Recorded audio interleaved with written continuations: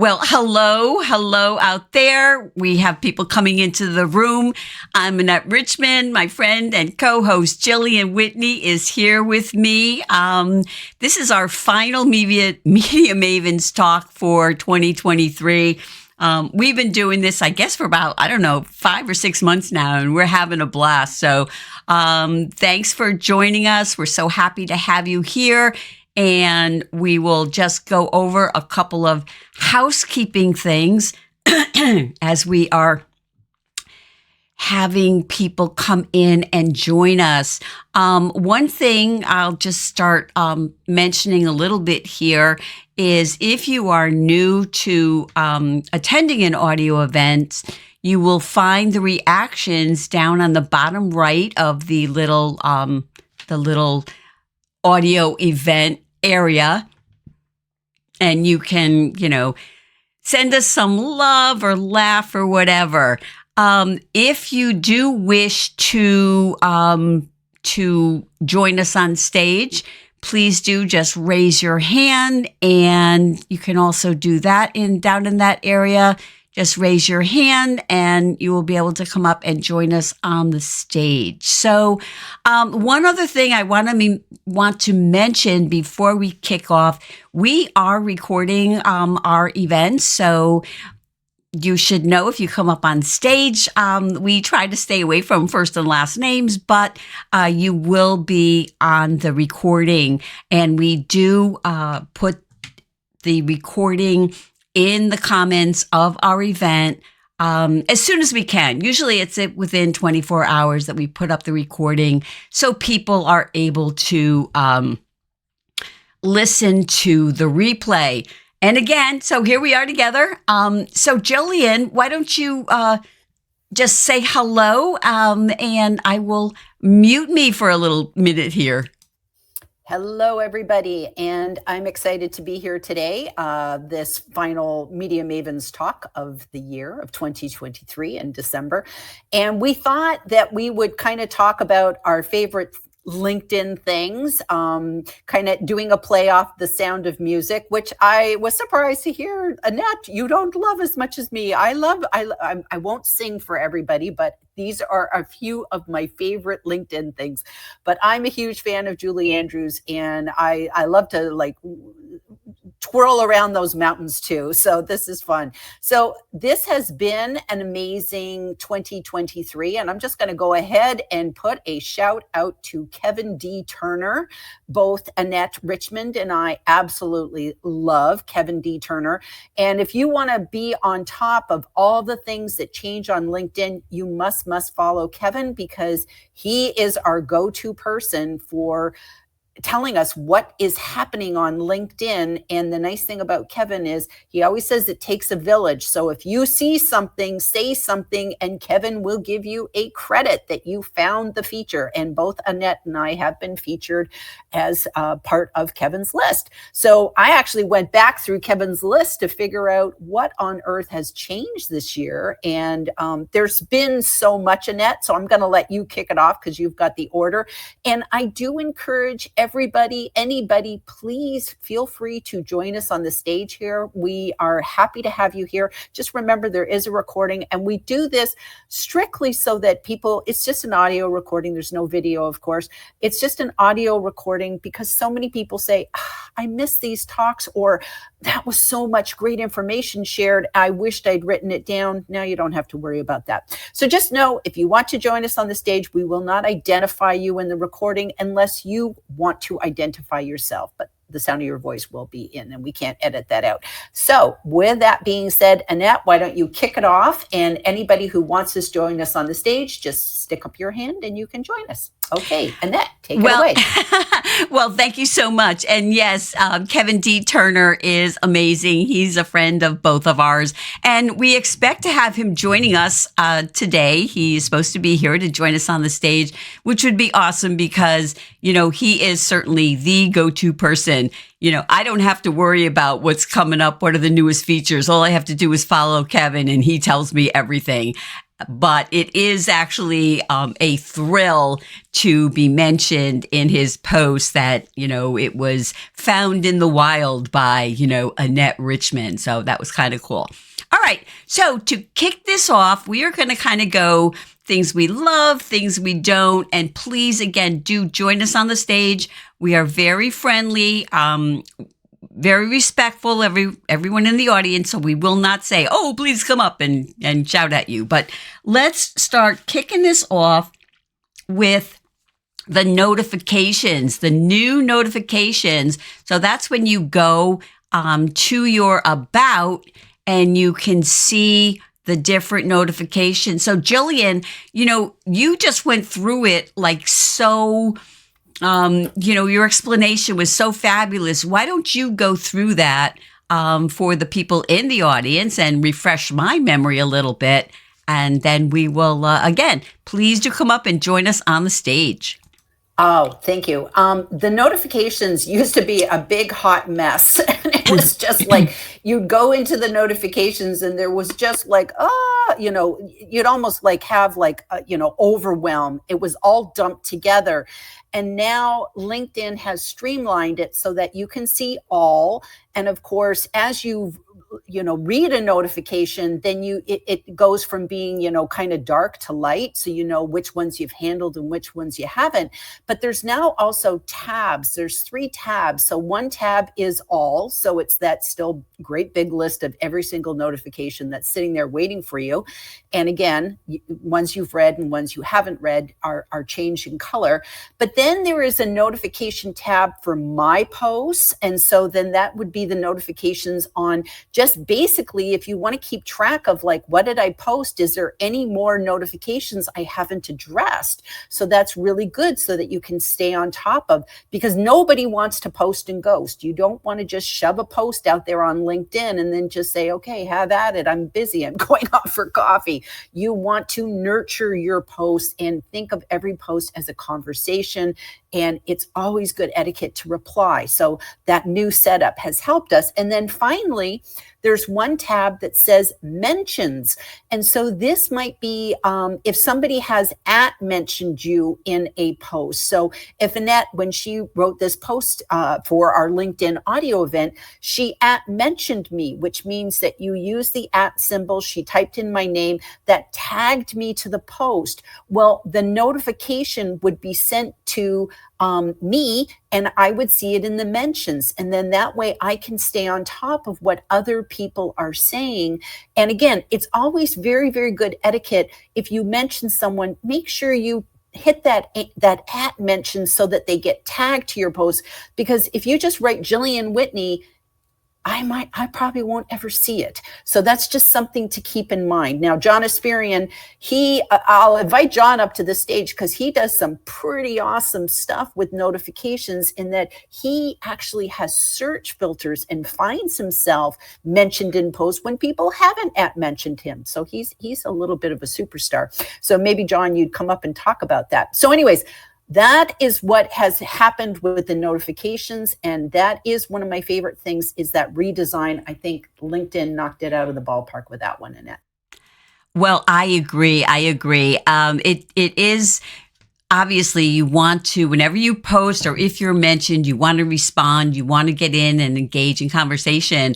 And it has been really a headache, and it was so easy to miss things because, like most people, I'm not on LinkedIn 24/7. So if something pops up, I'm not likely to see it. And so I like that as well. And so now and please do come up, join us on the stage. And now we are going to turn to a little bit of a downside, and that is the loss of profile videos. I remember watching, and we knew the date, December 14th, and when I saw that my profile video was gone, it really made me sad. It seems kind of strange that I would feel that way, but I loved, having that up there. I love being able to change them. Several people that we know, I know both of us used to change them regularly. I don't have my dancing Snoopy this year for Christmas. And so I really, really feel sad about that. I know. But, So one of the things obviously is the workaround. You put the video uploaded to Vimeo or YouTube and then put the link in the featured section. But you know what? It's just not quite the same as having that pop up. And so again, I was messaging Jillian on that day. I'm so sad. And I really was. I almost cried, but not quite. So Jillian, I will now turn the mic over to you to talk about your feelings. Oh, of course. I was very, very sad when the profile video went away, and I thought it was a joke when I first came on LinkedIn. Because I'm on Pacific time, I'm always late to the LinkedIn party. Every single day I wake up and it's like there's 50 messages waiting for me. And I'm like, oh. And I remember, I'm not sure, I'm thinking it was John Asperian that I first learned about it. And I truly thought it was a joke. It was not a joke, and it's gone. And really, this is the first week without one. And it was very, very sad. But I think you just have to kind of go, well, that ship has sailed. Hopefully, maybe something new will be around the bend. I remember originally when LinkedIn Audio started, Kevin D. Turner mentioned that he thought there was rumblings or rumors on LinkedIn that there might be a LinkedIn video that would be social video. So maybe that's something that can happen. And like you said before, Annette, I think that there's probably a lot of bandwidth to host all those videos. So that might have been part of it. Who knows? Maybe stories will get repackaged and come back. I was thinking about that today, that like, wow, I'd love to have a story that says I'm doing 2 LinkedIn audio events today. And I'd like that to just disappear after 24 hours. So maybe if LinkedIn is listening, it will give us a nice little surprise. But in the meantime, I am trying to just focus on the LinkedIn video, the LinkedIn live stream video, and all the good things that we've got this year. And one of the things I loved was the waiting room for live events. And also those darn comments are not so fiddly now. They're just much, much easier to navigate. And like I remember before, it's like, unless you were going to look at comments on mobile, forget about it. And that seems to have tidied itself up. Of course, I had terrible issues yesterday on LinkedIn video, but oh well, that's the way it goes. But just know, I think, LinkedIn video, LinkedIn live streams, those are key now that we've lost profile videos. So that would be my take. Yeah, I really love that whole idea that the comments are so much easier to navigate. Before you'd go in to respond, because obviously, if you are hosting a LinkedIn live show and people are commenting, you want to make sure that you go back and respond to their comments. And it was really, truly an absolute nightmare to try to do that unless you had to go to the mobile device in order to do it. And so, I really appreciate that. And I like the waiting room too. Although I must say, LinkedIn has been kind of glitchy ever since they started removing the profile videos. I know when I was scheduling this event, it was up there, then I couldn't see it, then I could see it. And so I think whenever they're going through these changes, that, that does sort of make the platform wonky. And not just for a day or two, but maybe for a week or two. And so I have noticed that, LinkedIn is wonky. And one of the things that Jillian and I were talking about, which is not quite, it's not LinkedIn Live, but we're talking about the audio events, because, we are recording this, as we mentioned, and a lot of people do. But it would be great if they did have sort of an automatic recording option. And we were talking before we came live that perhaps maybe they'll take some of that bandwidth that they're saving from, hosting the videos and having the platform enabled to host the videos and put that into audio. So we were just both talking about that. So here is our mutual friend. Jillian, did you want to add anything before I turn the mic? Keep going. Okay. Okay. So here's our friend Tom joining us on the stage. He's a friend of both of ours. He's my very good buddy. And thanks so much for joining us. Did you have a question or something? I imagine something that you would like to share because, you're a LinkedIn coach too. Yeah, just on the headshot video, my video wasn't getting much traction, and on my LinkedIn profile, like a lot of the others, it was broken. It would just take away the headshot. So I think there are a lot of technical problems with it. So a month ago, I wrote that post. I think you read the post. To create a video, upload it to your LinkedIn profile, and make it a featured item. And I did that a month ago. And daily, I looked at my analytics for that post. Daily, I'm getting people viewing that video. Where my headshot video, I got very little traction on it. So I don't know why they eliminated it, but a solution is to create this video, make it a first slot in your feature section. I think people see that more, in my opinion. I think that's absolutely a wonderful idea, Thomas. Tom, I can call you Tom. I know you well enough. And I know that other people, Karen Tisdale over in Australia is a wonderful example of doing that. She has a fabulous video that she has in YouTube, and it's How I Work With You. And it is in the #1 slot on her featured section. And that is a fabulous way for people to get to know you, and you present it the way that you want to present it. So I applaud you, Tom. That's a great thing.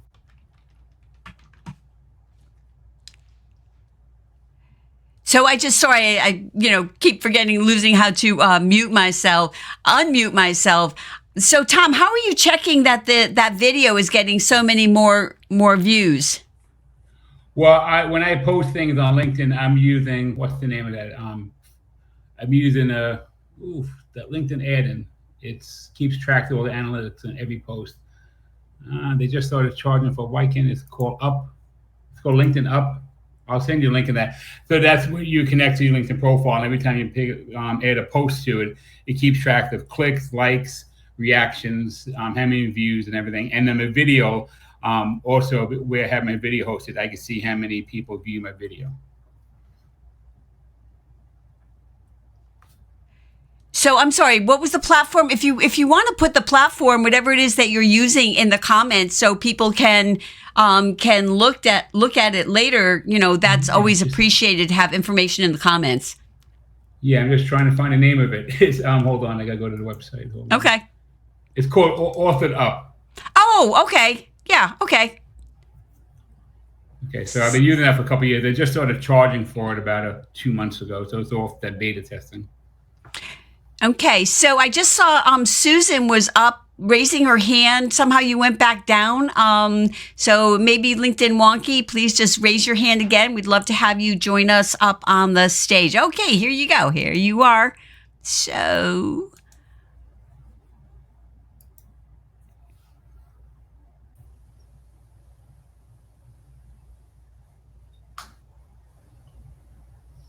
while we have you up here, Tom, is there anything else that you'd like to say was sort of your favorite thing from this year? A lot of favorite things, but I think the sharing the resume data in the back end of your when you upload your resumes. It actually made a change to that a couple of weeks ago. That's when you upload resumes to the back end of your profile, and not the client-facing part of your profile. And what that does, any extra keywords that are on a resume that's not in your LinkedIn profile, in LinkedIn Recruiter, we could see those keywords. We don't see the resume, but we see the keyword, and if they came from a resume. Like right now, I was recruiting this morning. I'm looking for a certain set of skills, and I'm looking at in LinkedIn Recruiter, I'm looking at people's profiles, and we only allow 50 skills in the skills section. But with the with sharing your resume data, when you turn on the rocket switch, I'm seeing profiles with 120, 110 skills in the skills section. So it's been a big game changer. They rolled it out months ago. The past 6 months, it's been really active, and it's helping you find people that might have a very skeleton profile, but the resume that have uploaded in the back is helping me find them. So I think that's the biggest thing a lot of people don't realize is out there. Wow, that's really good to know. Thank you. And can I just ask you, from your perspective, executive resume writer, recruiter, what is your thoughts on all the AI that has infiltrated LinkedIn, especially to do with people in the job search space. What's your take on that for 2023? When you say AI, in the recruiting aspect or writing resumes? Probably just like more along the lines of people using it to update their profile and all those different things using some of LinkedIn's AI tools. Well, LinkedIn's AI tools, I'm not impressed with them yet. I do think they'll get better, and I'm seeing some of the content get better. But you could take some of the same questions if you need help with your writing your LinkedIn about section. You upload your resume into AI, take your personal information off, upload it, and ask it to write you a 2,000 character about section speaking about leadership and sales. You could guide AI, and you get some really effective responses, and take that, tweak it, because it's never perfect with AI. It was a great place to get started with a lot of different things in the resume. And there are some good AI tools out there to help you actually write a resumes. But most people aren't even trained in Microsoft Word, so training yourself how to use AI could be a kind of a learning curve out there. Cool. That's good to know. And are you a Preem user? You do LinkedIn Recruiter, so I guess you're at the recruiter level. Well, I have LinkedIn Recruiter, and my recruiters. I got 3 recruiters on my team. They use LinkedIn Recruiter, and I use Sales Navigator in my business.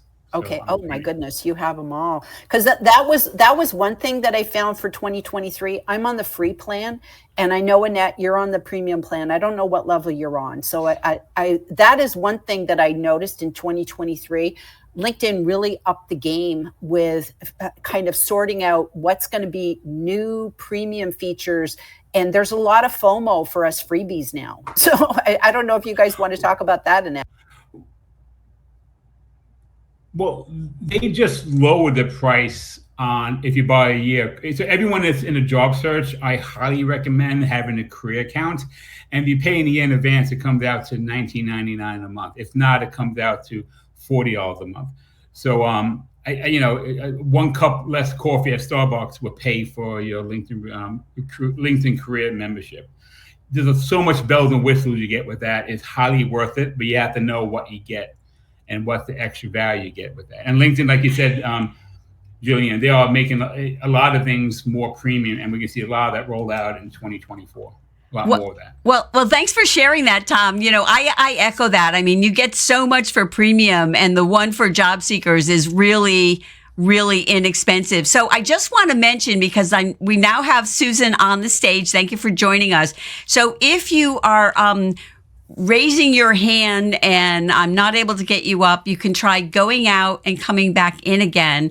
That has been an ongoing problem with these audio events that, if people, sometimes it's hard to bring people up, and we're trying, but we just can't do it.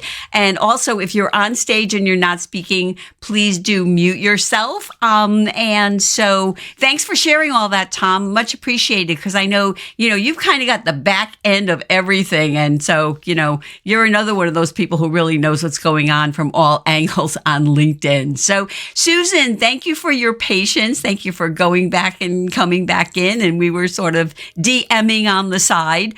So thanks for joining us. Do you have a question or something that you would like to add? Sure. Thank you, Annette. Yes, I was raising my hand earlier to help out Thomas with the name of the program, which he found was Authored Up. I have also tried that for my analytics and for my content that I'd like to schedule for posting. And I did have some trouble with certain posts that had certain types of images attached to them. So I actually abandoned that program because of that reason. I had scheduled out 2 or 3 posts. They had attached Canva designs. They were just quotes and different things I designed on Canva. And for some reason, Authored Up, didn't recognize them. And it came out as a blank post on me on a couple of occasions. So just a word of caution if you're using it to really be available when your post is coming out, and make sure everything looks the way you expect it to look. Oh, okay. Well, that is certainly interesting. I was using it for a while. I kind of go back and forth using it. Then I drop off, and then I come back. I never did use it for scheduling. Whenever I did schedule, I used LinkedIn's native scheduler, but I know that Authored Up does have a lot of different stats available and you can save as drafts, etc. But I have to tell you, although I was so excited when LinkedIn came out with the native scheduling, because posting videos at that time using a third-party platform, the videos would come out wonky and it didn't quite work right. But after having it now, it must be at least a year or so, I find that I really rarely ever schedule anything, and I'm most apt to sort of post live. And so I'm curious, before we move on, Jillian, what do you do? Do you schedule or do you post when you post? I do a bit of both. So I like to schedule some things so that I know are consistent content that I do on a weekly basis. So for instance, I always schedule my lives in advance, and I do that through StreamYard, and that just makes life easier. So I like to do that. I don't go from LinkedIn and then make the post. I do everything through StreamYard because I multi-stream. But I like to use the LinkedIn scheduler for my audiograms, and I do an audiogram post every single Wednesday of my guests from the show the day before. And that is something that I like to do the night before, so that gives me my Wednesday mornings to just wake up and have a cup of coffee. And then I know, but here's the key, Annette and everyone else, you must put on the calendar when that post is going to be live, so that you keep it consistent and to show up and nurture it and give it the love. You don't want to do the posting and ghosting. And that's so easy to do when you schedule those posts. So I think that's something to think about. Another thing would be newsletter posts. I really like that you can schedule your newsletter, and we can talk about newsletters because it had some other cool stuff this year as well. And then following up on what Susan said about, she was with Authored Up and then she dumped it. I actually used Shield this year and I dumped it, and only because I found that I got into trouble with LinkedIn, kind of thinking I was doing multiple views and this and that. And so I decided I just didn't want to use any more third-party apps. So I really like just using LinkedIn natively, and I like using their schedule. I think it's pretty easy peasy. Yeah, I did that too. I had Shield when they first started, and then I started up with it again this year. And again, I find the same thing that sometimes LinkedIn will get a little glitchy. And I found that there's so many things that you can purchase or subscribe to. It's like that bright, shiny object syndrome. Oh, let me try this. Let me try that. And so I've been doing more, just, going with LinkedIn. I have Business Premium right now. I've had that for a while, and, I'm kind of happy with what I get with that. So since we are at the half hour mark, the midway point of our event, I just want to remind everyone that we are recording this event. So when you come up on stage, we will, call you by your first name only. We won't, use first and last names. But if you don't wish to be recorded, then obviously, don't come up and join us. We hope that you will, though. And because it's just your voice, and we will be putting the recording, we record it with an image, turn it into a video, and then put the link to the video with captions, of course, because we want to be inclusive, in the comments of our event here. And before we move on, I just want to say, Jillian, that I was in a group chatting the other day, and we were talking about podcasts, and Brenda Miller mentioned how incredible you are, that you do your LinkedIn lives and then bam, the podcast is up there immediately. So we were, so praising you behind your back, because I know it takes me a couple of days to get those out there. But, one of the things that I wasn't aware of, and you had talked about just now that you mentioned, we were talking about it backstage before we went live, is the whole newsletter thing, an idea of a template. And I was not aware. I was aware you could schedule them, but I was not aware of the templates because, guilty of not having posted a newsletter for the last couple months. I have not seen that. So for me and for others in the audience, can you tell us a little bit about how that template works? It sounds amazing. And before I pass the mic to you, Jillian, I just want to say, please do come up and join us on the stage, join in our conversation. You know, we're interested. What did you like? What did you not like? And I know there's people down there in the audience. I can see you, even though I'm not calling you by name, who have stuff to say, I'm sure. So with that, I will pass the mic back over to my friend Jillian. Okay, so I have to say that this feature was one of the only times that I actually made a comment on LinkedIn. So did Michelle J. Raymond on, I think it's Karen Baruch. And we both made the comment, Michelle and I, that we would love to have templates for LinkedIn newsletters. And then, of course, you know, you always say stuff to LinkedIn and it never goes anywhere. And she actually, when it got introduced, she called out Michelle J. Raymond and I and said, hey, I hope you'll like this new feature we have. And it was like, whoa. So I think that was really cool. So what it is, and I will go ahead and I will add the link to Karen Baruch's announcement.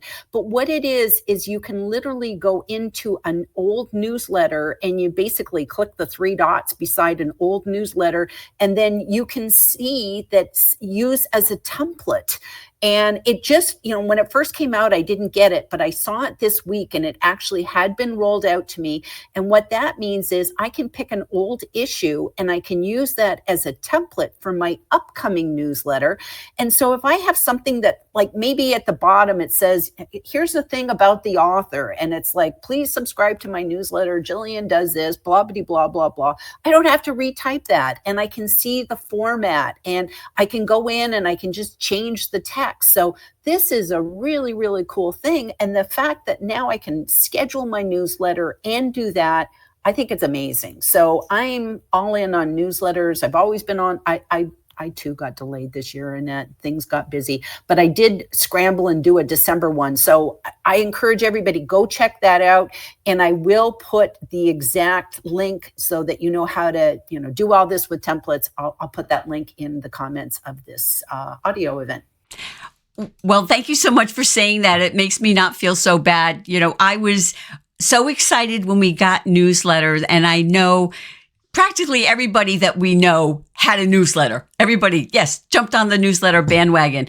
And I would say, I'm guessing at least 50% of them, they went for like 3 months, 6 months, and then nothing. I go back sometimes and I look at the newsletters I'm subscribed to, and they haven't posted in 6 months. I'm kind of like, maybe I don't feel so bad that I haven't posted in like 3. But I am also, since I shifted my business, going to be planning, putting together a newsletter for December to close out 2023. And I love them too. And one thing that I learned, I don't know, not too long ago, is the fact that if you are doing newsletters, which are essentially articles, that they are indexed by Google. So if I had a coach tell me that he had written a post on, I don't know, on something, and he actually, because it was so well regarded, he gets traffic from that, because when people put that search into Google, his LinkedIn post, his article comes up, because I don't believe that you need to be on LinkedIn in order to read the newsletters. Obviously, you know, I could be mistaken, because, you know, as far as the technical stuff goes, I am not the LinkedIn guru here, and Jillian's giving me the thumbs up. So I guess I must be correct that you can see them when you're not on LinkedIn. So another thing that we were talking about. Can I just add? Oh, no. Of course. Just a couple of extra things about newsletters. Another couple things added this year was the ability to do multiple newsletters. You can do newsletters from your company page. I don't know. They say now you could do 5 newsletters. I don't know who would ever want to do 5 newsletters, but that was kind of cool. But the one thing that I really liked is that if somebody follows you, and they were immediately invited to check out your newsletter. So again, that's another great way. And you can even do like on your newsletter, there's an SEO tab.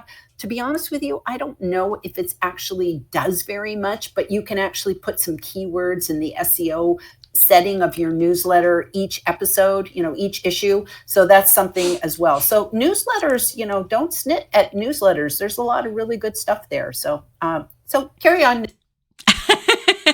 Okay. So what I wanted to turn to, and Jilly and I were talking about this a little bit before we got started, is collaborative articles. Now, we all know, collaborative articles came out this year. I think they came out like in March or April, something like that. They came out in the spring, I believe. And it was in beta. I was one of the people invited beta, and I thought it was interesting idea. I actually went into a event at LinkedIn for collaborative articles, and they gave us little tidbits and what was going on. And, I was excited to be part of it. And now I believe it's rolled out to everyone. And I found that when it was exciting to post your comments to collaborative articles and to get the badge, the yellow badge. I think I had top community voice in leadership and also one in entrepreneurship, something like that. And you keep them for like 60 days. And, if you don't keep them up in that topic, you lose them. And me, once I lost my badge, I have not been as committed to posting on collaborative articles just because I've been busy doing other things. And I was just mentioning to Jillian, I'm starting to get emails from LinkedIn. I know that if you participate in collaborative articles, you would see them in your feed and say, you are one of the experts invited to respond to this article. Well, I just started in the last week or so getting emails from LinkedIn, titled LinkedIn Expert Answers. And when I click on that, it takes me to collaborative articles. So we were just and curious if someone in the audience has had this same experience. I'm surmising that perhaps participation has gone down, and that's why we're getting emails about this. So I don't know. That's what I'm thinking. Tom, you just unmuted. Did you have a thought on that? Yeah, I've been getting emails for collaborative articles for about 3-4 months, and also in my notification feed. And there's so many different parts of collaborative articles, so many different categories. So depending what you specialize in. But I earned a badge as a top voice in resume writing. I had it for 2 days, and then I haven't gotten it back. But I guess I have to do a lot more articles to keep that badge. I'm not sure how that works. So if anyone has any information how to keep one of your badges, let me know. Well, my understanding is it's continued participation in that topic. And when I have gone in to respond to collaborative articles, I have had a notification saying that, you need to, I think it was like comment twice on 3 different posts in order to be eligible. I don't know. It's some kind of a formula, but I don't know exactly what that is. So, but thanks for bringing that up and telling me that you're also getting those emails. So I am so excited to see my buddy Seb here up on stage. We were part of the Mod Squad on Clubhouse back in the old Clubhouse day. And I thank you so much for coming up and joining us. And what would you like to add to our conversation? Sorry, might get a little bit noisy around me because I'm still on the streets. Not in that way, but on the streets of the city. But two things. First of all, the collaborative articles they have been advertising it for a while because the idea is that they need all those experts to train the AI system to be able to assist other people in the future to write better content. I didn't come up with this myself. It was a conversation that's going on around, and I think Mark Williams recently mentioned it in his podcast as well.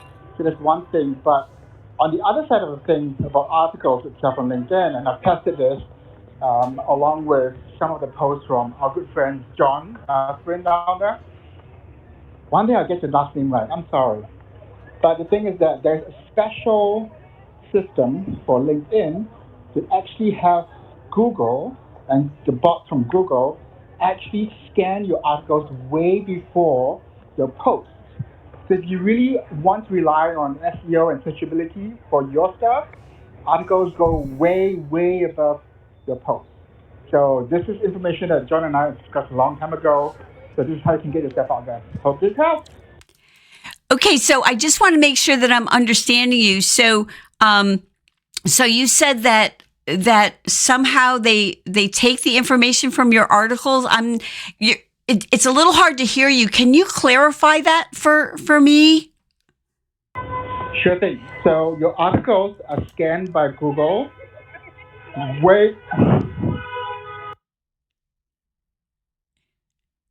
I know you're in the city. Of course, only when I'm walking by they do this.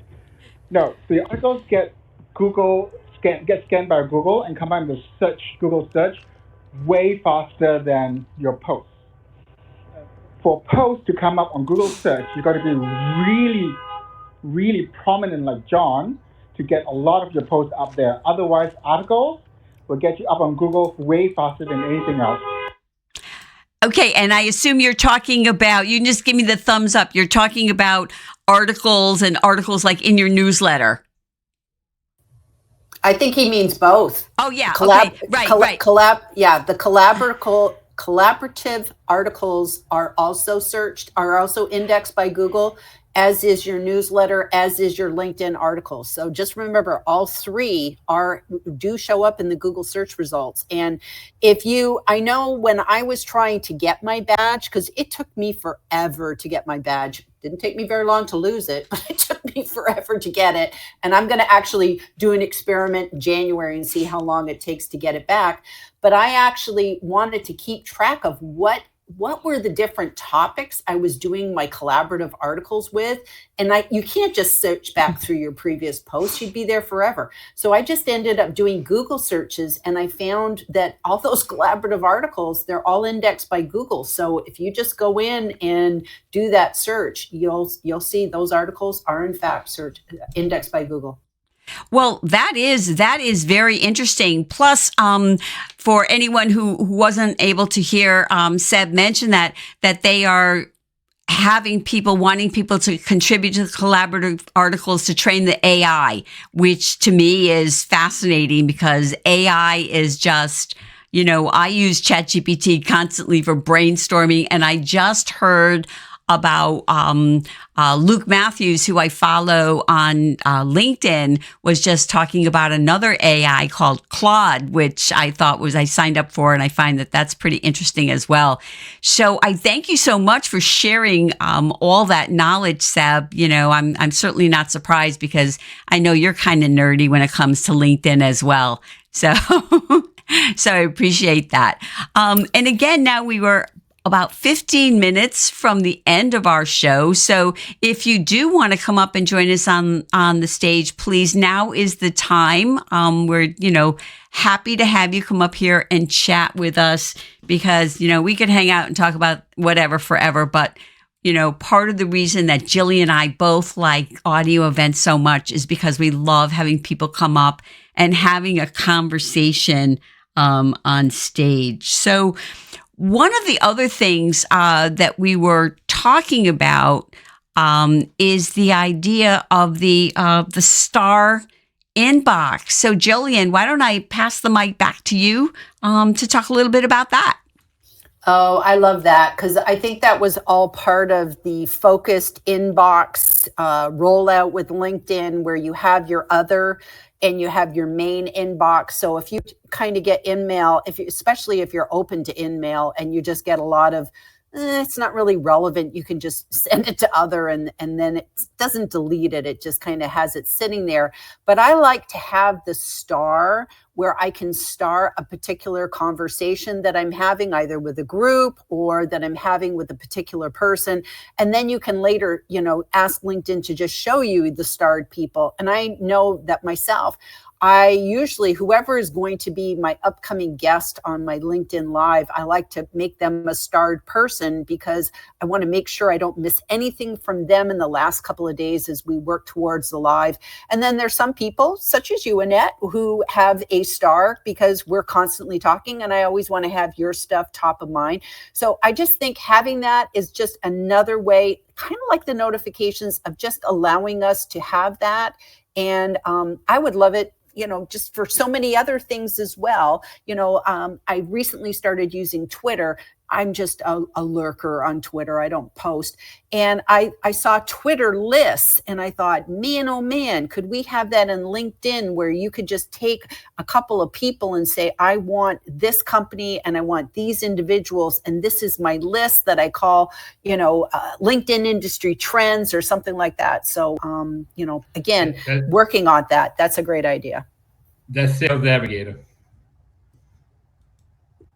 There we go. Yeah, Sales Navigator does have that, but it's kind of pricey. And of course, we have the Kevin D. Turner workaround that you create your own list. Do you want to elaborate on that? Let us know how that works with Sales Navigator. Sales Navigator, you make all kinds of especially it's supposed to be like sales leads lists. But I make lists for like you're in a certain list. You and Ellen, you and Annette are my marketing list.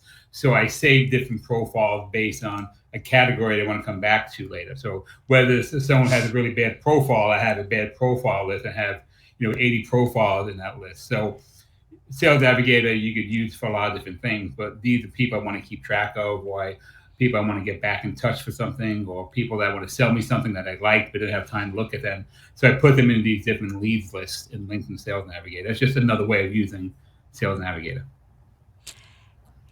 Yeah, I like that too. And I keep thinking of going back to Sales Navigator. What put me off for a bit is that it didn't include LinkedIn Learning, but they've since added that to the Sales Navigator subscription. So, I keep going back and forth because there is the learning curve when you sign up for Sales Navigator. It's a little more expensive than the business subscription. And again, there is that learning curve so that you make sure that you're using it, to your best advantage. But thanks for sharing that, Tom. So I just want to say, hi to, and I think it's Alreza. Please give me the correct pronunciation of your name. Thank you for joining us. And do you have a question or something you'd like to add? Hi, my name is Ali Reza, and I'm from Netherlands.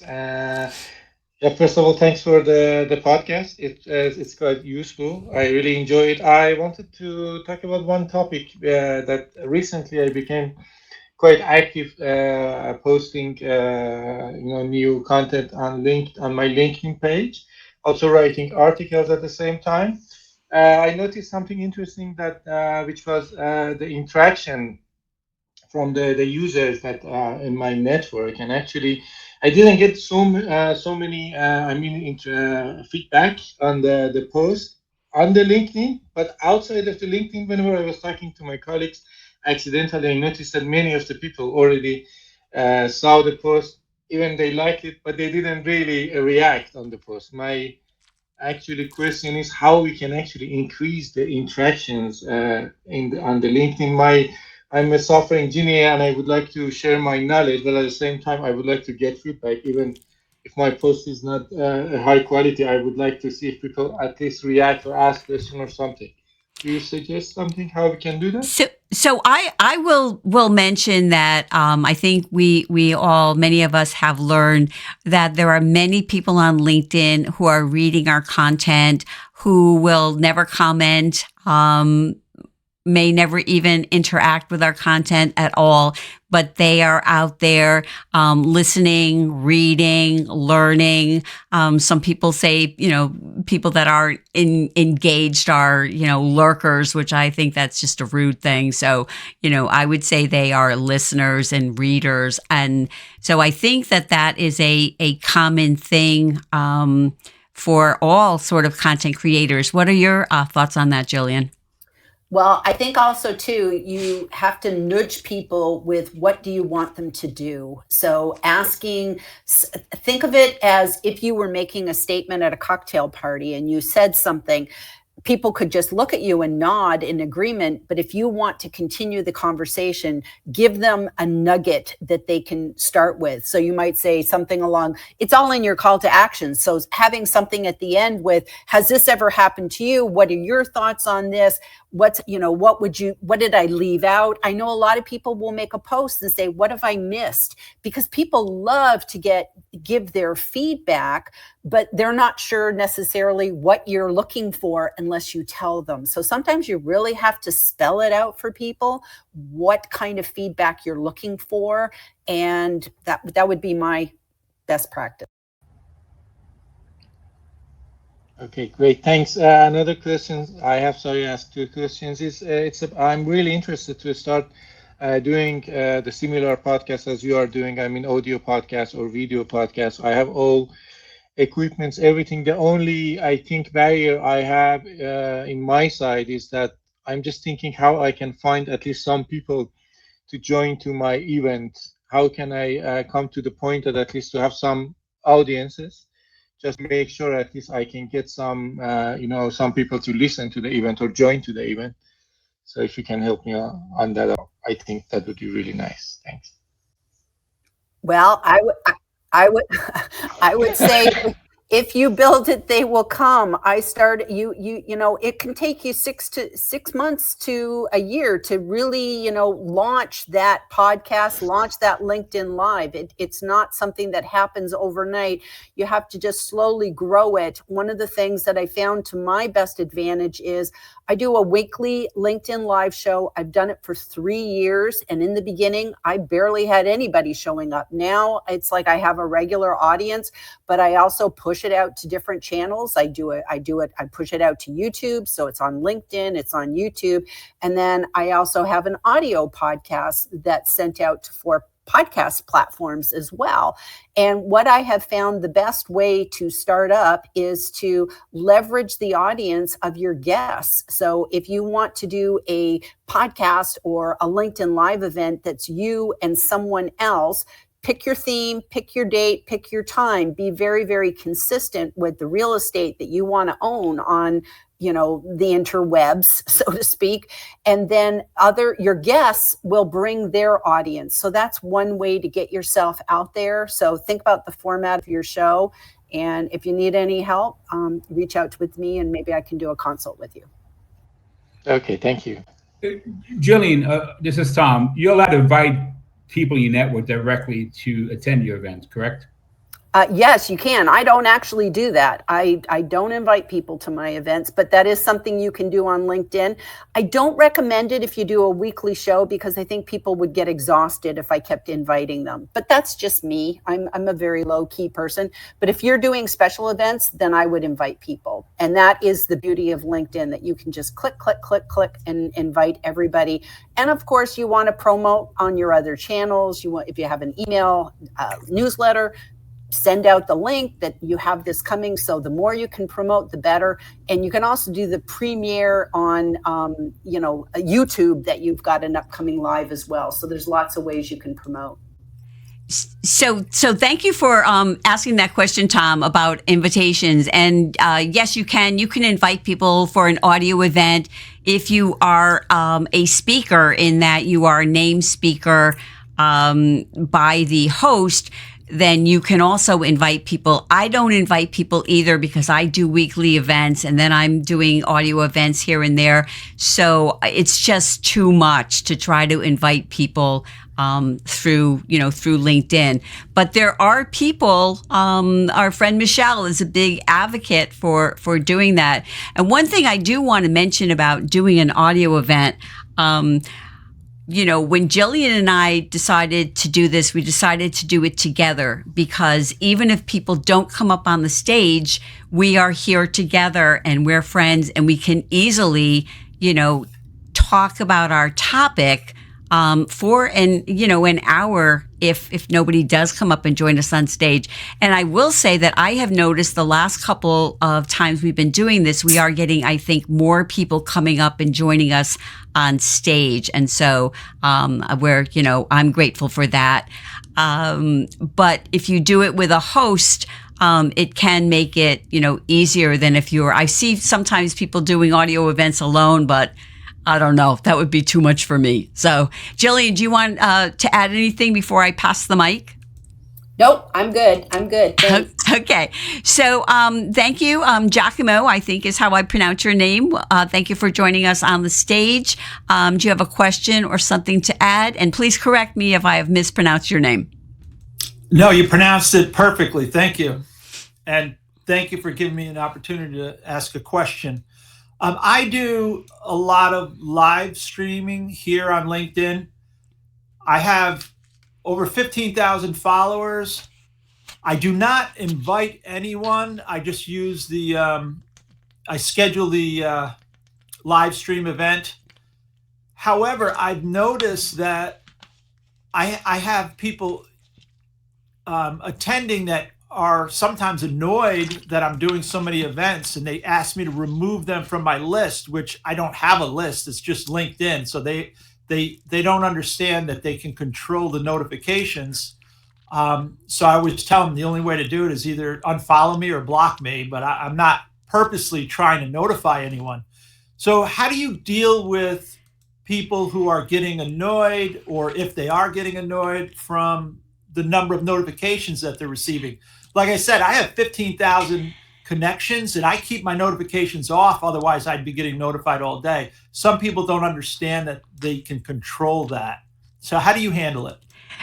So I just want to make sure that I'm clear on this, and then I invite Jillian to comment. So what it sounds like you're saying is when you schedule your events, they appear in your feed, they're posts, and that people, like if I was connected with you, that I'm seeing your posts come up a lot, that you've scheduled these lives and I'm complaining to you. Is that what you're saying? No, they're actually getting the notification on their cell phone, like a push notification. Okay. I'm not sure how that is. I'm not sure how that's happening. Are you aware of this, Jillian? It sounds like, if Jillian posts something, she posts an event, I get notified, but it's because I'm following her. So I don't know. Maybe you can shed some light on this, Jillian, because I'm confused. Well, to be honest with you, I think you're doing everything right. And this is one of the reasons why I don't want to invite everybody to a live each week. It's like I rely on just the notifications like you do and just people seeing my posts. To be honest with you, if you're not inviting people and they're just seeing this because of, okay, you're live now and it goes in the notifications, I think this is a teachable moment. It's like whenever you have like lemons, make lemonade out of them. So I would actually maybe do a LinkedIn live event or even just a video somewhere talking about how to control your notifications. And then every time somebody, oh really? And yeah. I would just send people and say, my gosh, I'm so sorry about this. I actually did a video that might help you, tame your notifications. So that's the only thing I could recommend. I do. I have. By the time they actually reach out to me, they're so perturbed sometimes that there's no way I can save them, I guess. But anyway, I just thought maybe I was doing something wrong. No. It's very hard sometimes to get information from LinkedIn on these settings. No, I don't think you're doing anything wrong. So it's like keep being you, and just know for whatever reason you're not supposed to be working with those people. Yeah. So. Yeah. Thank you, because I started to second guess myself, and I was really going to scale back. But I've gotten the same advice you just gave me from a few people. So thank you very much. Okay. Well, thank you so much for joining us on the stage. So Tom, you unmuted. Did you want have something to add?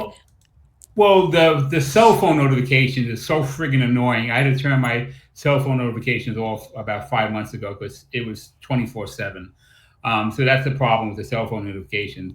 And when you're on a notification feed of your LinkedIn profile, every notification there, you get those 3 dots. And a lot of them, you could turn off notifications from a certain person or about a certain topic. So we have control, and people don't know they can control the notifications. those are the ones that get annoyed. So I feel your pain. Yeah, I just want to mention too that I have a lot of the notifications on my LinkedIn profile turned off, my incoming, or I guess it's push notifications. Like every time somebody, comments and mentions my name or tags me, that I can be notified of that. And I turned like most of those off because it was just crazy. And I just go and, I'm sure to check my notifications periodically, but I don't know. Did you want to add something because we're getting ready to close down now? Well, just one thing with notifications. You have push notifications, you have the app notifications, you have email notifications, and you got your regular notifications. If you have them all turned on, you're going to drive yourself batty. So yep, people have to know what they can do. Absolutely. That's why I have mine all turned off. So thank you to everyone who joined us on stage and people who have been joined us in the audience. We had a lot of people who were here with us for almost this entire hour. So I will pass the mic over to you, Jillian, if you have any final thoughts before we say goodbye. I do want to mention that Jillian and I will be back in 2024. Our first Media Mavens Talk will be Wednesday, January 24th. So we will be back then. But Jillian, let me turn the mic over to you. Okay, so I just have one final thing to add, and it is from Niraj Kapoor, because he couldn't make it here today because of the time change, and we had on the post. And I asked him, is there anything he'd like to share as one of his favorite LinkedIn things? And he said, even though it's not new, it's still about voice notes and just how they make such a wonderful personal connection. And Niraj is amazing. He's a top voice in sales. So I just want to give everybody that as 2024 homework. Think about how you can be adding voice notes in and connecting with people in the DMs by having those kind of just personal connections. So that's the only other thing I'd like to add. And I thank everybody for being here today. And I look forward to everybody joining us again in 2024, because this is fun. I know, right? It is so fun. It is so fun. I knew it would be fun, and I'm so glad that you hopped on board with me, Jillian. We have a blast doing this. I would echo that. Thank you to Niraj for having you mention that, because I love that too. I have even started doing a few more video messages to people, but I've been using voice notes more and more, and it is so nice to hear somebody's voice. There is something about that. I guess in person is best, video is next, and just voice would be, I guess, the third on my list. So thanks again to everyone for joining us. We will be back, as I mentioned, in 2024, January 24th, and we will have the audio up as quick as we could jump through the technical hoops and get it up for you. So again, thank you so much for everyone being here, and especially the people who came up and joined us on the stage. And we will be saying goodbye now and happy holidays. Bye, everybody. Happy holidays. Bye.